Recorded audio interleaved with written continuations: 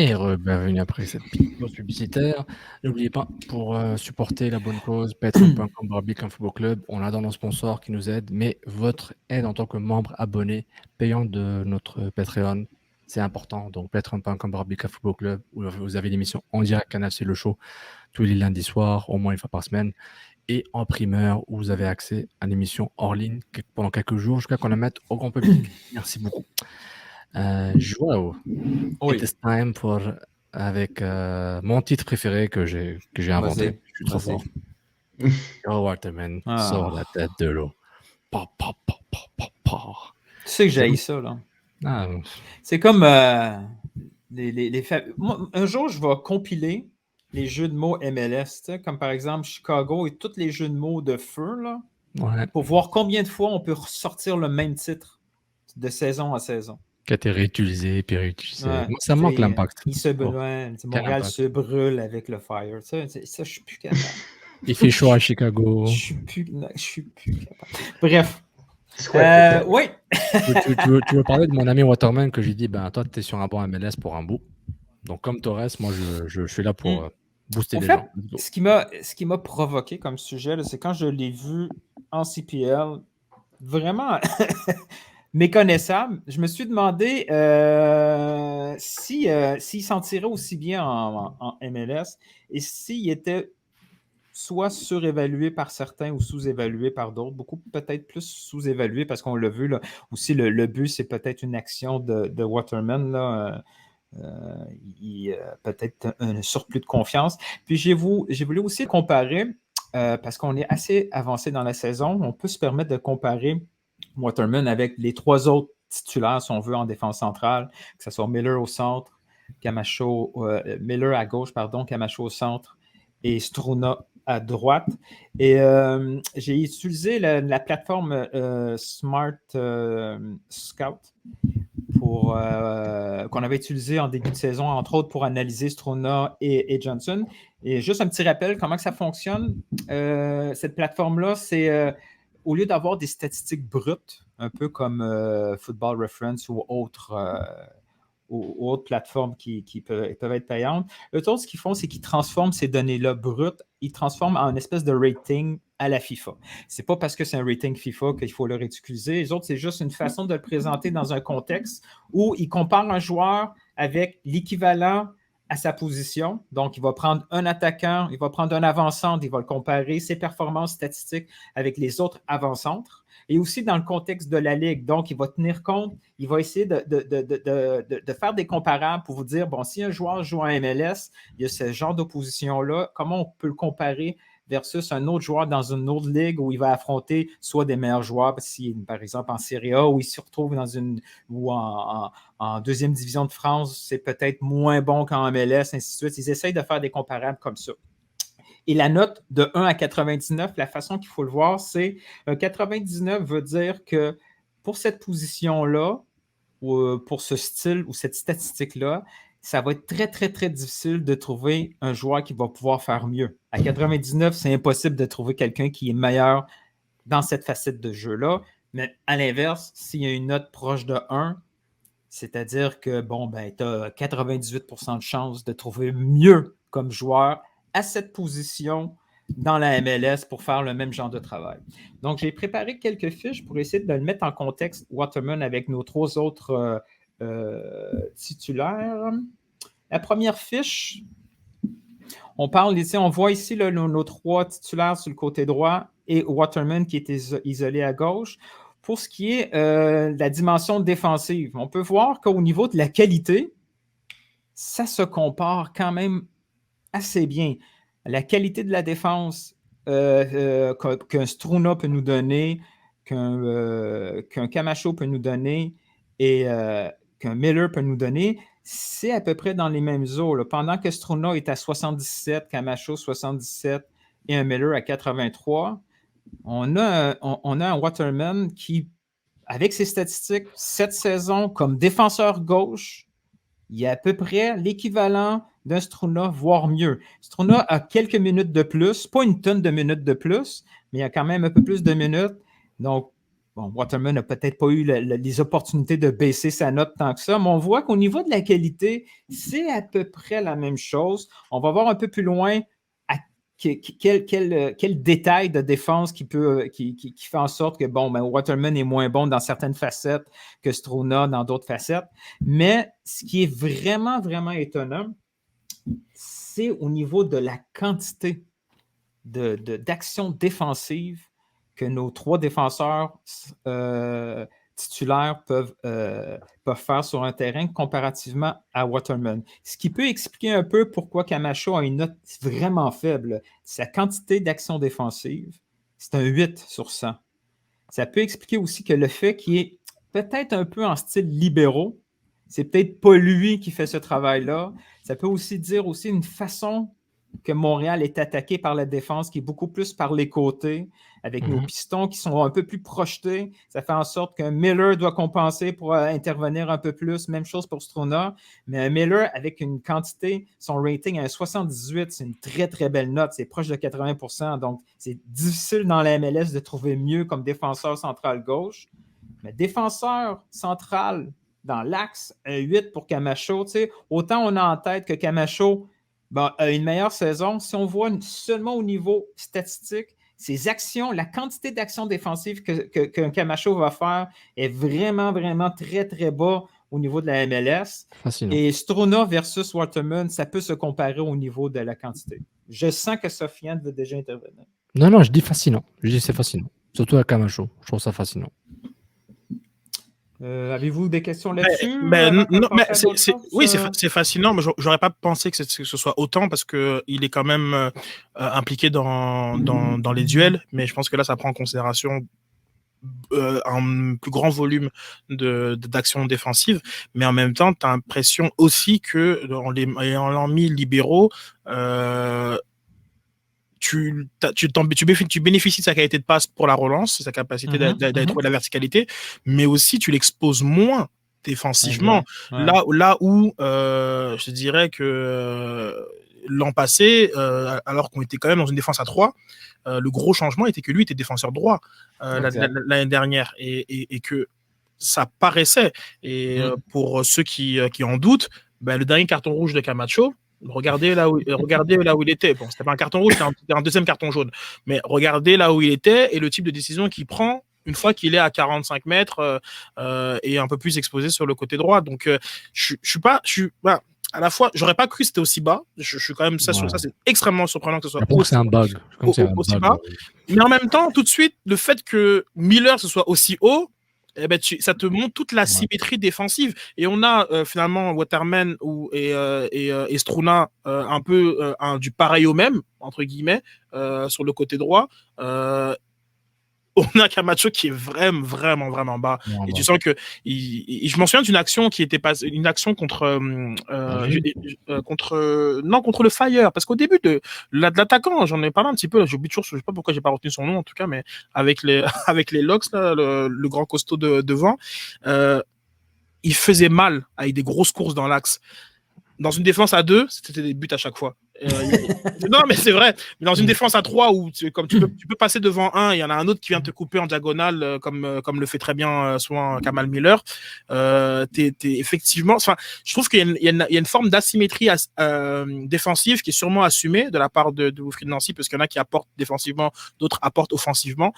Mais c'est moi, ce qui me surprend le plus, alors que ça devrait être le fait que Waterman et Struna soient sur le même niveau, c'est vraiment que Camacho ce soit un 8.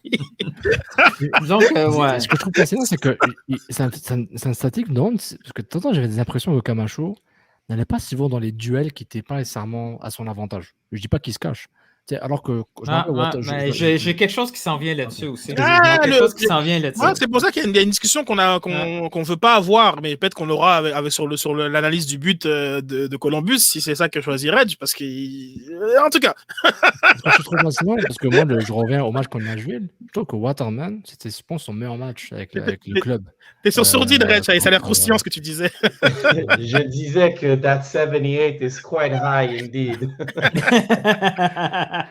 Bon, on va Et aller vas-y. à la prochaine étape, comme on dirait à l'école. Avant d'aller un peu plus loin en défensive, C'est hâte. juste isoler un peu le côté offensif ou possession de balle pour le même trio et Waterman. On voit qu'offensivement, ce n'est pas une grosse surprise. Tu sais, oui, Kamal Miller apporte un peu plus que Camacho, mais c'est à peu près dans le même zoo au niveau offensif, toutes caractéristiques confondues. Strona aussi, Strona aussi est là parce que Strona aussi a cette envie-là de longue relance de temps en temps. Fait que ça vient aider un peu. Puis sans surprise, on voit que Waterman est vraiment une coche en dessous. Là. Quand Waterman est là, il joue simple. Puis on voit aussi au niveau de la possession de balle, Il la garde. son rating en possession de balle, lui, il niaise pas. Comme en termes de hockey, il niaise pas avec le puck. Lui, c'est des passes safe. Il joue passe au de gardien. façon. Il passe à Lui, il veut Camacho. pas perdre de ballon. Il regarde, il y a un gars disponible proche, go, on donne le ballon. Il est disponible aussi. Donc, Ouais. ce qui ne peut pas apporter au niveau offensif. Il était très bien classé en pourcentage de passes. La dernière fois qu'on avait regardé, c'était il y a un mois environ. Ouais. Et il était parmi les plus hauts de l'équipe et on le voit parce pourcentage de passes qu'il réussies. il joue sur ses qualités. Entre autres offensives, il y a la possession de balle, la conservation, il travaille beaucoup là-dessus, même en volet. Ça inclut un peu de statistiques défensives, cette statistique-là. Et ce qui est décevant, et c'est peut-être lié aussi à sa prise de risque, et on veut vivre avec, parce que la conservation de balle de Camacho, c'est une des plus faibles, mais clairement, il y a un objectif. Il veut, de temps en temps, la première relance, c'est lui qui va la faire, surtout quand il se retrouve avec Piet et Wanyama, il y a comme ce rôle-là un peu plus offensif. Dès qu'il voit une possibilité d'une longue relance sur les côtés, il va l'essayer. Le fait qu'il y ait une note un peu plus faible, ça fait en sorte que, on comprend qu'au bout de cette passe-là, il n'y a pas tout le temps une réussite. C'est sûr que quand tu envoies des ballons sur des joueurs qui ne sont pas costauds, des longues balles, quand tu l'envoies à Torres, c'est pas sûr qu'il va la gagner, cette balle-là. Mihalovic aussi, c'est pas un gros bonhomme. Là. Il a un bon contrôle de balle, mais il peut se faire brasser, contrairement à un Kyoto qui va se battre un peu plus. Fait qu'au niveau de statistique offensif, ça se ressemble un peu. Waterman est un peu en dessous, mais il compense beaucoup par la conservation de ballon. Par rapport à Camacho, on l'a vu contre Chicago. Quand lui, il monte pour donner la passe à Bassong, avec le 1-2 avec Kyoto et Merovic. On voit l'action où Camacho il se met comme milieu de terrain, puis sa rétention de ballon est plus petite, output est plus grand, attaque un output, donc c'est une belle action pour le voir. C'est vrai. Et ce serait dérangeant si Camacho avec ces stats-là et que les passes n'étaient pas précises, puis Montréal perdait 4-0 à chaque fois. Genre, tu prends des risques et en plus on perd. Alors que là, il prend des risques, puis ça donne une force positive au niveau de l'attaque. Fascinant. Les prochaines statistiques, c'est pour toi, Sof. Les duels. Ça, c'est un peu problématique, les duels. On a on a 4 caractéristiques de duels. Bon, les duels aériens, que ce soit comment on traduit ça, open play, en cours de jeu? Ouais. Pendant le jeu, ouais. Ouais. C'est pas puis, c'est tout ce qui n'est pas coup de pied arrêté. Exact. Il y a les coups de pied arrêtés et le reste. Les duels aériens pour nos défenseurs. Et aussi tous les duels, que ce soit en possession de balle, les duels 1 contre 1, soit en possession de balle ou quand tu vas en duel contre quelqu'un qui, lui, qui a la possession du ballon. Donc, tout ce qui concerne les duels, au niveau quantité et au niveau qualité, on est nettement en bas de la moyenne, là. Au niveau MLS, nos défenseurs centraux, que ce soit les 3 titulaires ou Waterman, c'est préoccupant. Quand on voit la ligne, par exemple, des duels aériens dans les phases arrêtées, ça explique beaucoup de choses. Pourquoi on prend des buts en fin de match? Pourquoi, en fin de match, il y a une tonne de duels aériens? Puis, on les perd. On n'est pas nécessairement... quand tes défenseurs centraux, c'est pas ceux qui dominent le territoire. Il faut que tu te fies à des attaquants, puis c'est pas nécessairement notre force. Là. Oui, peut-être quand Johnson est là, il va gagner des ballons. Kyoto peut peut-être en gagner une coupe, mais en dehors de ça, nos milieux, c'est pas, à part Waterman, c'est pas des gros bonhommes qui sont capables de dominer la surface. Un rating de 24 pour Strona, c'est pas fort. Là. Miller aussi, c'est dans les mêmes eaux. Camacho, c'est un peu plus haut.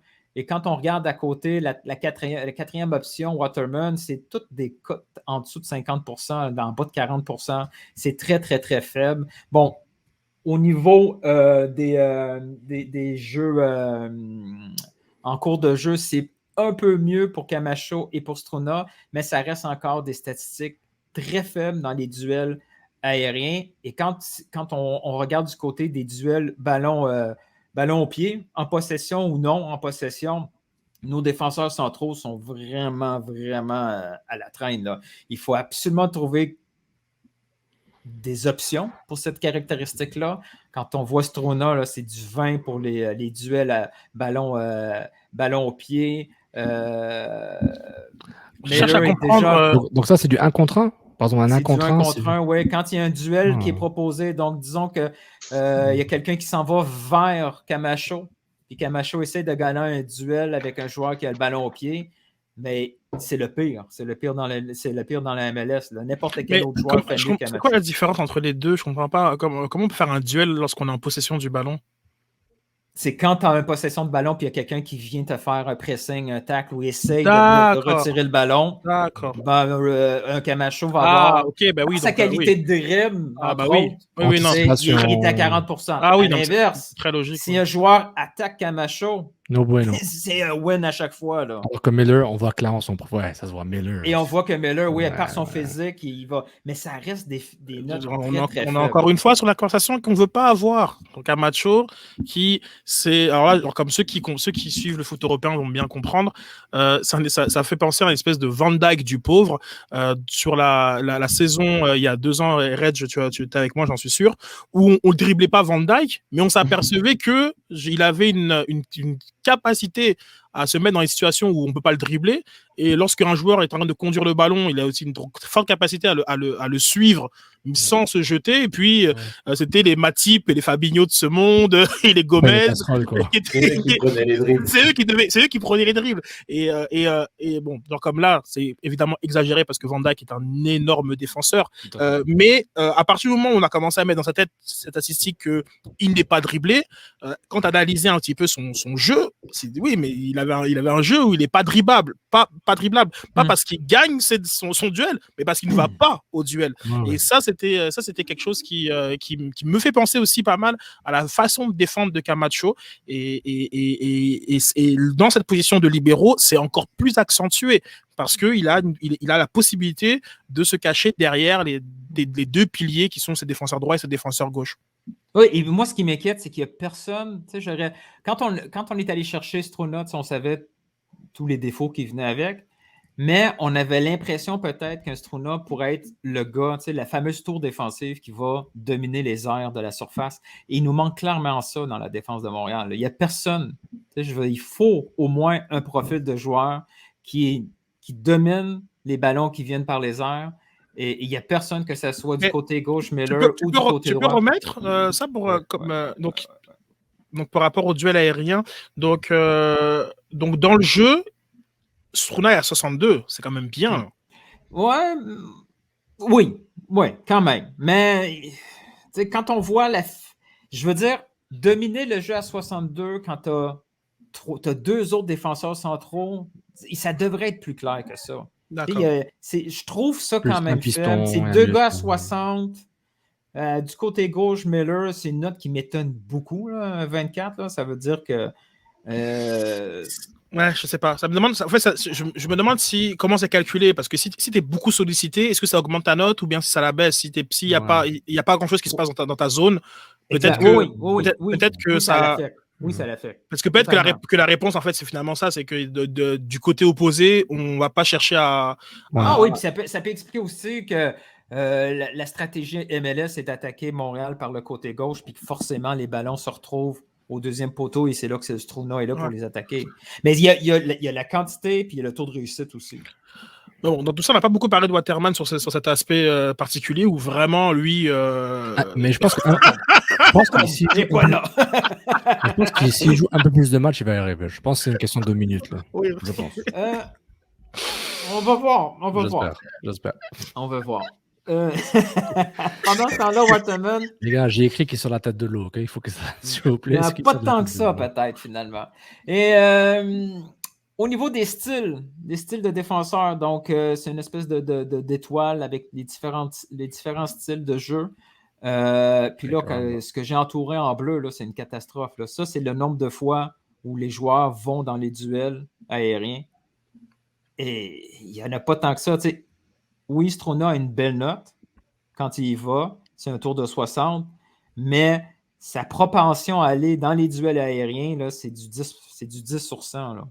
Et lui, de ce qu'on voit clairement, c'est ben, quand il voit qu'il n'y a aucune chance, il n'y va même pas. Là. Tout bad, il laisse le ballon passer. Là. Et il n'y a personne dans le trio des titulaires réguliers avec Camacho, Miller et Strona. Tout le monde est en bas de 25. Quand c'est Waterman qui est là, ben, c'est une coche en dessous, c'est en bas de 10. Clairement, les équipes de la MLS ont un avantage à y aller à fond, les centres, parce que les ballons ne seront vraiment pas gagnés de façon claire et nette par la défense centrale de Montréal. Et Montréal aurait vraiment un avantage à aller chercher un profil de joueur comme ça qui domine les airs parce que c'est un gros défaut. Est-ce que je peux dire quelque chose, Nilton? Est-ce que c'est Vas-y. possible parce que Montréal joue très haut quand même? Donc quand tu lances des ballons dans le dos, t'as moins de chances de. Ouais, le truc, Peut-être. c'est qu'ils jouent pas si haut que ça là, non plus. Là. C'est Ils pas jouent une pas mal non équipe. plus. C'est une équipe qui a oui à la possession, mais après, J'ai l'impression je sais souvent pas. il y a souvent des centres, quand on parle de verticalité, là, souvent les équipes la jouent quoi. J'ai ce feeling là, mais peut-être je me base juste sur 3 matchs là. J'ai l'impression que. En tout cas, tu me diras, Red, peut-être je me trompe. Sinon, Ouais. pour les points forts, si on veut, de nos défenseurs centraux, mais sans trop de surprise, là, quand Mal Miller, mais c'est tout ce qui est le volet offensif là, au niveau dribble, c'est pas pour rien qu'il était aussi latéral. Donc, du côté gauche, il y a une note parfaite de 99 au niveau des dribbles. Même chose pour les passes vers l'avant. Là, c'est un joueur qui tente les passes et qui connecte beaucoup plus que Camacho. Là. On pourrait croire Camacho pendant qu'il y a une note de 28. Mais c'est quoi Link-Up? C'est quand tu arrives à connecter avec. C'est vraiment les phases plus proches. Là. C'est vraiment moins. C'est pas vers le but, c'est vraiment quelque chose comme les 10 yards autour de toi, là, diverge. Là. Donc, lui, un peu, il y a un lien avec la possession, la conservation de balle de Waterman pendant qu'il y avait une note de 92. On voit que cette conservation de balle-là vient surtout du fait que Waterman cherche à faire la conservation de balle avec des petites passes proches, avec les partenaires un peu plus proches de lui, puis de garder cette possession-là. Tandis que Miller, lui, une fois qu'il a le ballon, il a un objectif beaucoup plus offensif pour tenter des ouvertures, aller vers la créativité, et il réussit. Camacho, il a les mêmes forces de dribble, tout ça. Au niveau des passes vers l'avant, dangereuse offensive, c'est beaucoup moins ça avec un 28.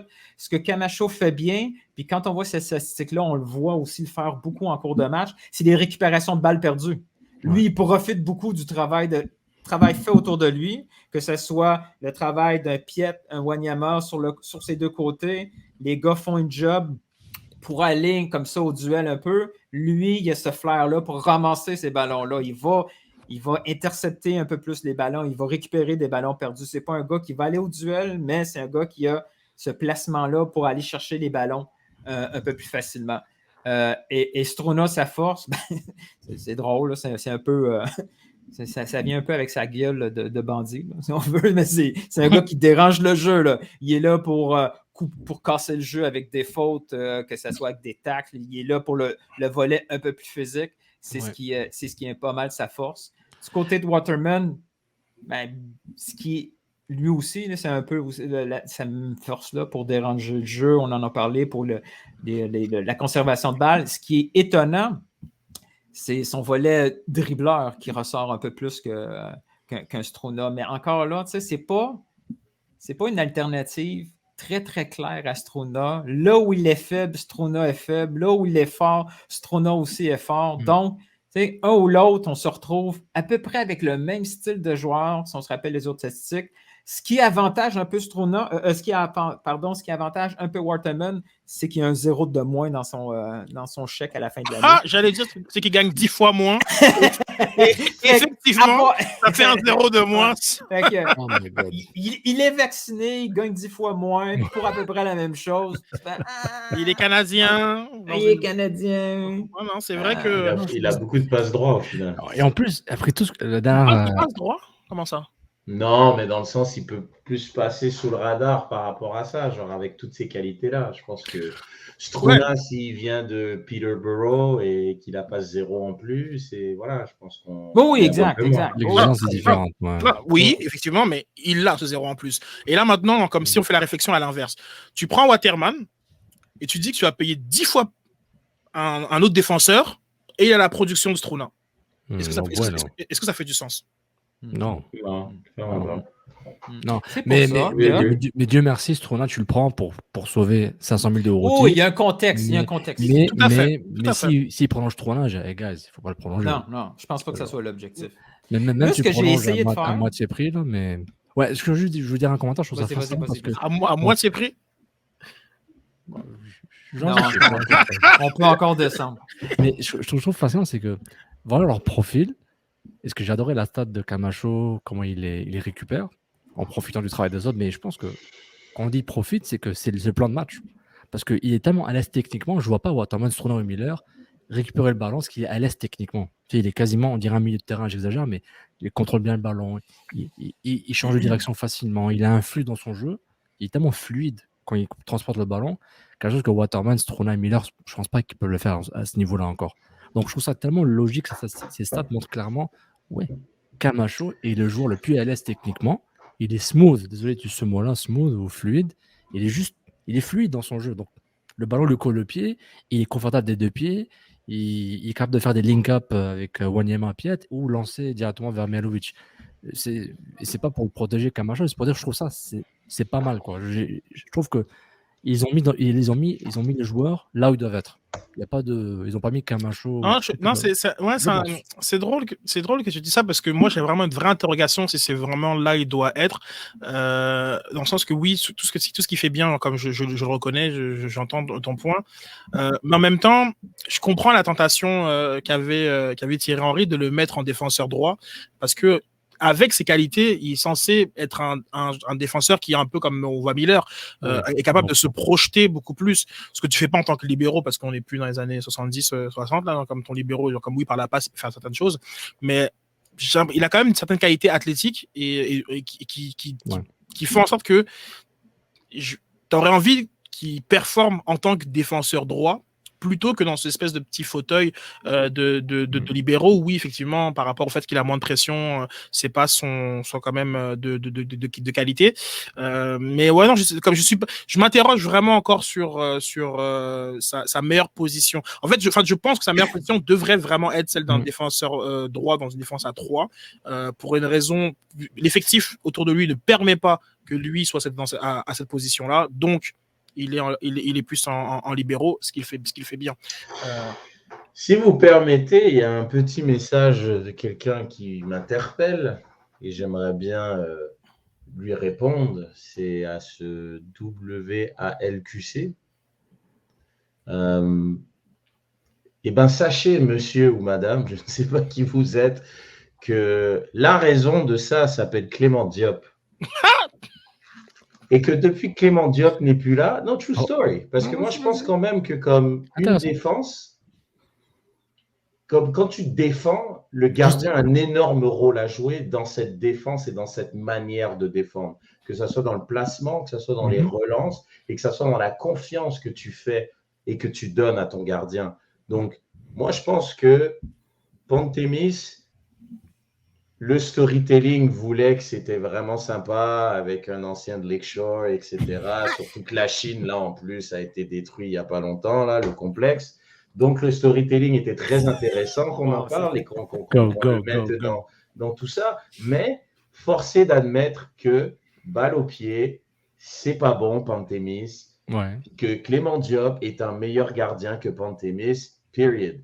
Puis, like it or not, peu importe ce qui s'est passé, Monsieur Diop n'est plus dans l'effectif, donc moi, je peux te dire qu'un joueur comme Miller, qu'un joueur comme Camacho et qu'un joueur comme Kiki Struna étaient beaucoup plus à l'aise avec un Clément Diop derrière eux qu'un Pantémis. Ce qui explique qu'au début de la saison, ce côté où cette équipe, elle prenait vraiment pas de but. Bon, offensivement, c'était pas très, très beau non plus. C'était un peu notre ami, comment il s'appelle, celui qui s'est blessé longuement devant, là. Il tirait, Toy, il marquait, il tirait une frappe, il marquait, il était à genre 100% de réussite. Mais il y avait cette solidité défensive que c'est vrai que maintenant, elle n'existe plus et je pense que le gardien y est pour beaucoup. Je suis prêt à accepter pour ceux qui nous écoutent en audio seulement. La question, c'était pourquoi, après environ 10 parties au début de la saison, on avait la meilleure défense avec environ 8 buts encaissés et que maintenant, c'est parti en cojones. Donc, c'est ça la question dont Red vient de répondre. Donc, seulement en direct pour les Patreons sur patreon.com/Bika Football Club. Joao, one more slide, baby? Ouais, un petit dernier graphique. J'ai voulu voir si les statistiques de Waterman, qui finalement so-so en MLS, était dû au fait que la MLS, c'est un step beaucoup trop haut et qu'en CPL, en me fiant comment il avait si bien paru contre Halifax, est-ce qu'avant le saut en MLS, il présentait des statistiques du Tonnerre et c'était une acquisition qui faisait du sens, puis c'est juste le changement de niveau qui expliquait un peu cette situation-là. Et j'en ai profité aussi pour dire, tant qu'on a cet accès-là à cette base de données, si on voulait aller chercher au niveau américain, canadien, un défenseur à peu près du même âge, mais qui est un peu plus complémentaire. C'est un défenseur qui est général dans les airs, qui domine sa ligue au niveau des duels aériens, que ce soit en phase arrêtée ou en cours, que les duels aussi en possession, ou les duels au sol, soit en possession ou pas en possession, étaient généralement favorables pour ces défenseurs-là, et ainsi de suite. Et j'arrive avec des statistiques assez intéressantes et en comparaison, si on voit celle du milieu, là, on voit Joel Waterman en 2019. Quand on regarde ces statistiques, ce n'est pas des statistiques au niveau des duels aériens ou juste au niveau du style. Ce n'était pas des statistiques à tout casser et ça correspond un peu au style qui affiche en MLS. Donc, c'était pas nécessaire, c'est pas un changement d'opposition qui explique que finalement, Waterman, il y a juste un niveau trop fort pour lui pour proposer ce genre de jeu-là, que de toute façon, même en CPL, dans sa saison qui précède son arrivée avec Montréal, c'était pas un général dans les airs. Il allait un peu plus dans les duels aériens, mais pas tant que ça. Au niveau offensif, oui, c'est un peu meilleur, mais il n'y avait rien vraiment qui cassait tout.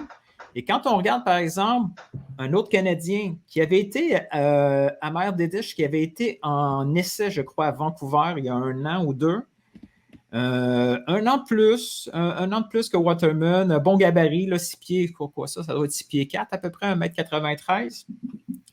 En CPL, un Amer Dedish, qui coûterait à peu près la même chose, mais qui proposerait peut-être un profil beaucoup plus complémentaire. On le voit là, dans les duels aériens, il n'y a rien de mieux. Là. Il domine complètement en CPL, mais c'est du 98-99. Même les duels au sol, en possession ou pas du ballon, il sort de ces duels-là gagnants. Puis on le voit aussi, vu que c'est un gros gabarit, oui, il en profite pour aller beaucoup plus souvent dans les duels aériens. Il profite aussi pour être dans la boîte parce que ce grand gabarit-là fait en sorte qu'il va se proposer. Et c'est aussi un gars qui tente aussi beaucoup plus de tirs. Là. Un rating de 99 pour un défenseur central, c'est très, très impressionnant. Et un joueur que je ne connaissais pas du tout, mais ça fait quand même quelques saisons qu'il est en USL. Joseph Farrell, un peu plus vieux à 27 ans, mais c'est le même profil. Là. Un gars d'expérience qui accumule beaucoup de minutes en deuxième division aux États-Unis, qui est très fort dans les duels aériens, aussi dans les duels ballon au pied.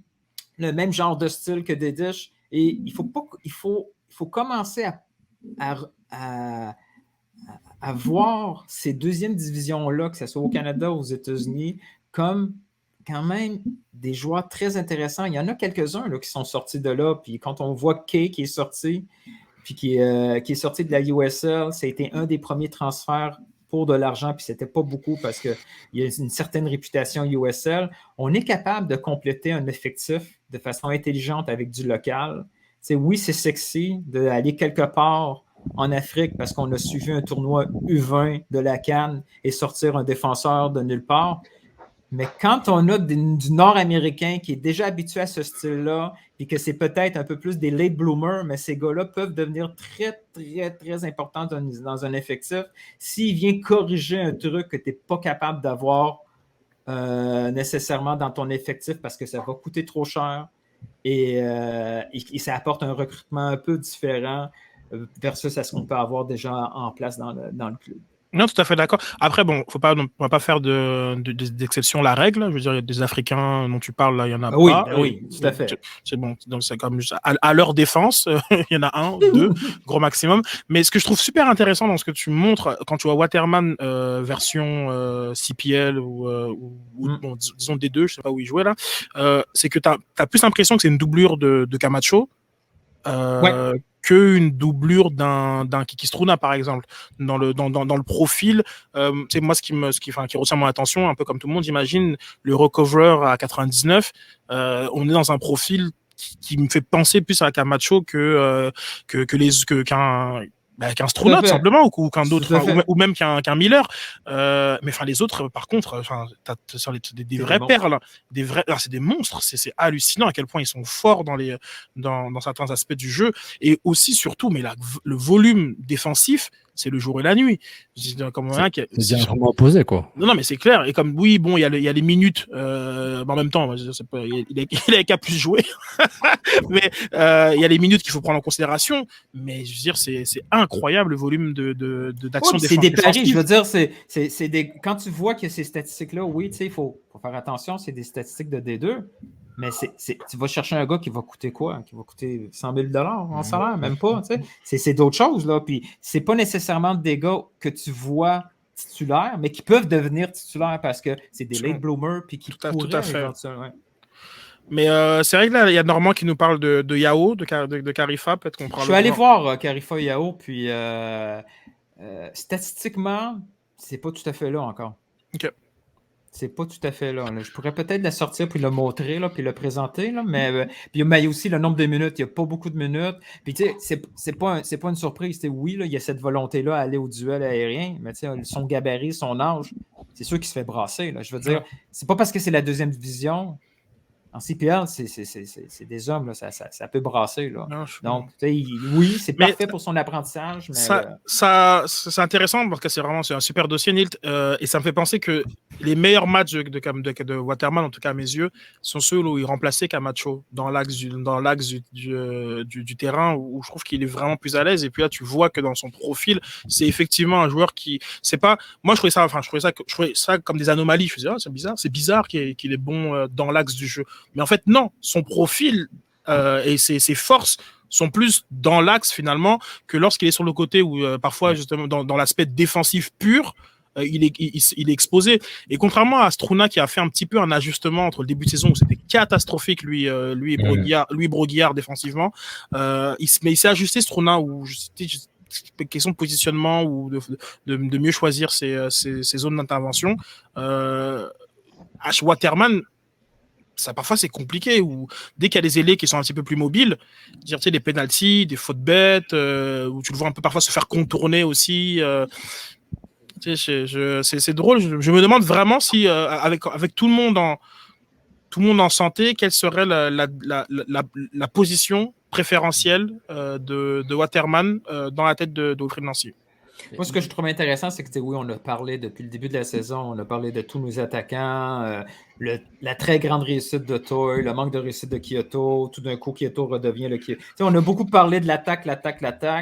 Mihalovic, on en a parlé beaucoup, comment aussi quand les profils à utiliser pour Piet, comment le faire un doublon avec Wanema, mais le volet de défense centrale, c'est comme si on l'avait pris pour acquis. Il y a ces trois gars-là, tout est là. On ne se pose pas vraiment beaucoup de questions s'ils font un bon travail ou pas.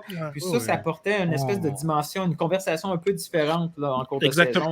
Exactement. Et puis c'est une conversation qui peut expliquer beaucoup de choses de la saison. Mais qui va expliquer beaucoup de la saison prochaine. Parce que bon, comme on a parlé un petit peu de salaire, mais les trois vont pas rester. Et le troisième, je vais en parler avec vous parce que je trouve ça intéressant. D'une part, Struna et Camacho, on parle de 2 millions. C'est pas vrai qu'on doit mettre 2 millions sur ces 2 joueurs-là. Donc, il y en a un des 2 qui va sauter. Mais de plus en plus, quand j'analyse l'effectif montréalais, je considère que celui qui a la plus grande valeur marchande n'est pas Mihailovic, mais est Kamal Miller.